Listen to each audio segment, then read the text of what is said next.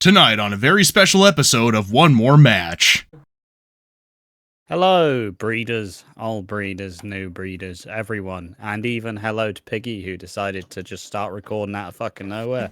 And then was shocked when I didn't know when to fucking record when to say the intro. So, I'm like, what? What's happening? Nothing's happening. It's WWE, ECW, 27? 27. The December 12th, 2006 edition of ECW. We are in Boston, Massachusetts. We're in the TD Bank North Garden. And this is, I say it's not December 12th, it's like December 16th or something, because this is airing on a Saturday as opposed to a Tuesday. And maybe that's happening in real life. Only time will tell. So it's the second week beyond December to December and the show before Armageddon. So will that have any implications on this episode of ECW? The answer's no. No, it fucking won't. Of course it won't. Not at all. But yeah, so the match card so far is there's a dark match with Kevin Thorne defeating Scotty 2 Hotty, which sounds bizarre. A definite style clash for sure. Then we have Test versus Rob Van Dam. We have CM Punk versus Hardcore Holly. We have Tommy Dreamer versus Daivari. And Bobby Lashley versus Paul Heyman's Private Security Force, known as Private Security Force 1 and Private Security Force 2. I have seen, apparently one of them is Doug Basham. So your one has to be Danny. And the other one is some fella called Derek Neekirk. Did he do anything significant? Not at all. No, nothing. He was in Deep South Wrestling and HWA. I thought he's screamed an OVW wrestler. He was a Heartland Wrestling champion.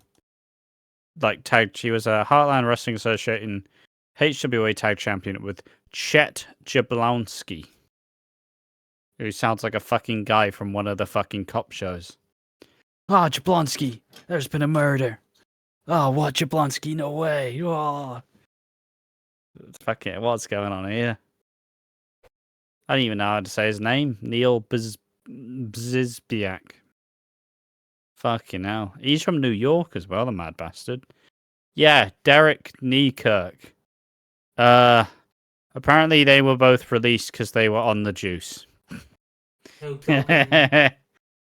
No, not Doug. He's never been on juice in his life, allegedly. No, the other one, Derek. All right. He got released because he was on the juice. You're on the juice, brother. Yeah, it was while competing in FCW in 2000 that he and Derek Neekirk, among other developmental wrestlers, were suspended and eventually released from their contracts as a result of violating the company's wellness program. Prior to his release, he had been preparing to join the main WWE roster. Fuck off. No way is Chet Jablonski getting on the main roster. Fuck off. I mean, hello again. Would you not be up for ECW 2008 world title picture of Braden Walker versus Chet Jablonski? No? Fucking awful, man. That seems like the best 2008 world title picture for ECW I've ever heard. Braden Walker versus Chet Jablonski. No surprise I had no clue either of the fucking security guards were. They're absolutely nobody's. And they're also noticeably smaller than they were when they were behind Paul Heyman. They definitely I was gonna say recasted. They definitely, it still works. They definitely changed the fucking people under the mask. But yeah, without any further ado, let's get into the show and let's talk about the ECW. The first match is RVD versus Test. This match is a decent back and forth 10-minute match. RVD is obviously the main fucking star of this match, but Test takes the victory after cheating to win by holding on the ropes for leverage whilst he was pinning RVD. You got much on this match at all? I've got nothing on this match. just realised I want to give people back, just so they know behind the scenes. We are currently recording this a day after December to Dismember, and after the other recording we did of ECW. So yeah, if we're a bit tired for the next 2 episodes, I'm sorry, but we are trying to get. I mean, this is the final episode. No, next week is. They're the finals. We've one more ECW on and one last pay per view, and then we Yeah. do War, which technically will count as the 29th episode, I believe. Yeah. So this was an all-night opener match. It's nice to see Test actually get a win. I think he got the win. Yeah, he got the win. He did. He did cheat to win. It's still weird to see, like, Brick Shithouse like Test still needs to cheat to win, which is something that doesn't really sit right with me. Like, he's supposed to be this dominant force, but he's just as shit as everybody else. Like, I don't. Just because he's a bad guy doesn't mean he has to cheat. He can still win. I mean, like, WWE are making dominant champions at the time. It's just fucking miserable. It's like, and you're gonna lose. What? Why? I'm the champion. Fuck you. Okay, sure. I guess I'll lose. I mean, It's a very. It feels like a foreign concept, unless your name's Triple H John Cena or John Cena. Batista, Undertaker. You will lose. I mean, we have a great example because we're in 2006.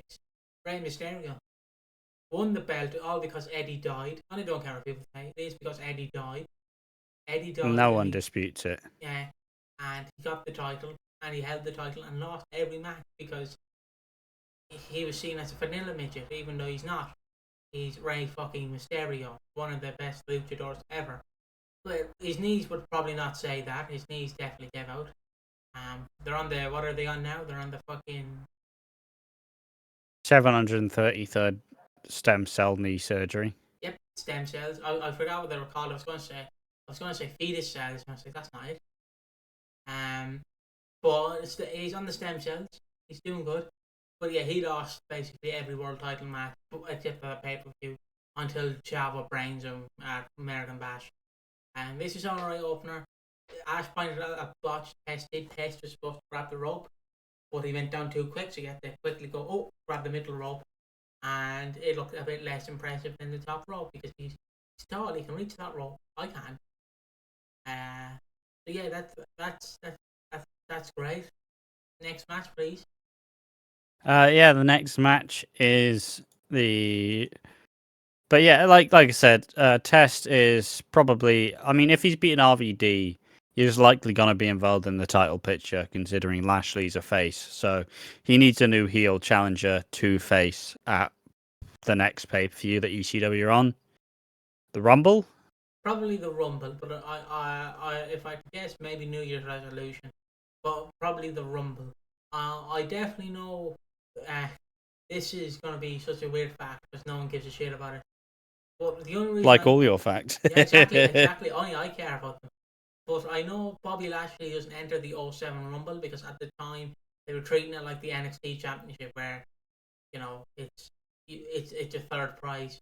But the year later, they have Chavo enter the Rumble, and just completely forget about that rule. And it's always because of the segment where it's like Undertaker has to choose his opponent. So it's like John Spoilers. Cena. Spoilers. John Cena, Batista, Bobby Lashley. I'm like, imagine the world where you're fighting Bobby Lashley for the ECW title and you're losing to him. Thank you. Terrible. Thank you, Mark Calloway, for your 20 years in this company. Fuck off. But yeah, so likely Test is probably going to be that challenger, if I had to guess. Next up, you have CM Punk versus Hardcore Holly. This match ends in DQ because it's ECW, and at least one match will end with... Well, there'll always be one dodgy finish, and there'll also always be a DQ or a no contest or something of the sort, as Hardcore Holly just keeps beating up CM Punk in the corner, and then Punk gets his heat back immediately after, and I'm sure they'll wrestle again next week. And for fuck's sake, why are we doing this? Like, you're telling me Punk can't beat Hardcore Holly? You fucking can. It's He just beat him in the tag match, no fucking stress, but suddenly you can't beat him one-on-one. I mean, Punk's still new to wrestling. He hasn't wrestled before. Fucking garbage. It's the classic WWE 2010 movement where it's like, you're gonna beat him in 1 week, and then the following week he's gonna get the heat back. And then you're going to face him in a tag match, and then you're going to win. And then you're going to face him again the week later, and you're going to end the feud. It's like, poor. What is this? AEW's Chris Jericho? It's like GM mode. It really is GM mode in a way. It's like, all right, we got Hardcore Holly. Okay, Hardcore Holly, you can team with Test, and then the next week they're both going to have singles matches with each other, and that's going to keep the rivalry going. It's like, how fucking boring is your booking, lads? I mean, it's just how. Don't you worry, there's more. As we get Tommy Dreamer and Davari again, and Tommy Dreamer wins in a minute, and they're setting up the Great Khali versus Tommy Dreamer, which Tommy Dreamer is not going to win. Yep. Dreamer wins with the Dreamer DDT. Yep. Banging. Main event, I guess. Main event is the handicap match between Bobby Lashley and Paul Heyman's private security force, being Doug Basham and Derek Nerrick, or whatever the fuck his shit name is. Absolutely nobody in wrestling. No, those are the two different people's names. That was his tag partner. God, how do you not remember Jablanowski and Nearlock? Kneekirk. Got it. First time. This is a 3-minute match. It goes 3 minutes 50 seconds. It felt like 10 to me. I can't lie to you. It felt like 10 minutes to me. Where Bobby Lashley just batters the fuck out of them both. They tease him cheating, but they don't really cheat. They hit him with a baton for a while. For some reason, and maybe it's just because we watched so much wrestling today, I thought that Bobby Lashley was just gonna fucking like jab the baton up one of their ass. Ah!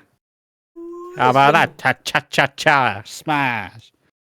Obviously, that's assault, but also, it's WWE in 2006. Anything's in the fucking books. I mean, going back a few years, wasn't one like the Holly's finish was called the Holocaust? Like, I'm pretty sure he had a move. It was like a flatliner or some shit. And Michael Cole, I shouldn't be laughing, but he screams over the top of my lungs, "He hit him with the Holocaust!" And I was like, oh, fuck. Fuck. He hit it on one SmackDown, like, forget where it happened. But yeah. It's, thankfully no one remembers except the internet community. Yeah. So you know, naming something after a natural tragedy, you know. A mass genocide. A mass genocide. Probably not a very good way of doing anything. I mean, but yeah, Lashley wins with 2 dominators, nobody kicks out. I mean, I was gonna say, like, fantastic stuff. Didn't they in recent years also fucking like show Auschwitz in a WWE promo? They did use Auschwitz footage, yeah. And they apologized because it's like, what the fuck? I'm sure it was just an accident, but why? Why would you ever use that? If you're putting a product in front of millions of eyes, fucking check what footage. I assume it was some stock footage. Just check what footage you're fucking using, you idiot. But what I'm trying to think of other fucked up. Well, there's obviously the Trish Stratus part like a dog. Definitely hasn't aged well with the allegations that come out of it. Not even allegations, they're probably true. They are true. Come on. Yeah, that's the ones that come to mind currently. So anything out the realm of sexual assault could happen in WWE in 2006. I don't know. But I would have loved if he struck the baton up his arse. I would have loved it. You know, a bit of pipe cleaning, clean the lungs out. This match was nothing. It's just Bobby Lashley being Bobby Lashley, and by being Bobby Lashley, he's throwing around people. He's fucking them up left to right, right to left, and he just batters them, and that's all. That is literally all. Yeah, it's a very mediocre episode of ECW as much as we do. Our main approach of watching ECW is we're not showing the good. There's not much good in this episode. I really can't lie. It was an episode. It was very mediocre, and it is not. It just wasn't very good. Not at all. So. But don't worry. Tomorrow night or Saturday night, depending on when I want to release this. Excuse me. We have John Cena and Batista. I don't think you're getting excited. John Cena and Batista. Come on. Like natural powers. Yes, it'll be grand. I'm looking forward to John Cena and Batista. I wonder who their opponents are going to be. Well, thank you for asking. It's Booker T. Oh, all right. Former world champion, winner. And Finlay. Sorry, is that Finlay? I said Finlay. Want me to say it again? Finlay. Your WCW yes. United States fantastic. champion. Finlay. Main event in the last show of the year. Last pay-per-view of the year. Is Finlay. Not, I don't know, Mr. Kennedy, MVP, any of these wrestlers who you are actually trying to build up. Finlay. And everybody says fucking December to Dismember's garbage. What fucking shit show is Armageddon gonna be? We'll find out tomorrow. I can't wait for Finlay and Booker T to get fucking destroyed. You think you're special? You do. Well, that's the main event, guys. We will see you tomorrow or Saturday, depending on when I want to release this, for Armageddon. And then we'll have one more episode. And then will you be next us or against us? Also the awards. Oh yeah, also the awards.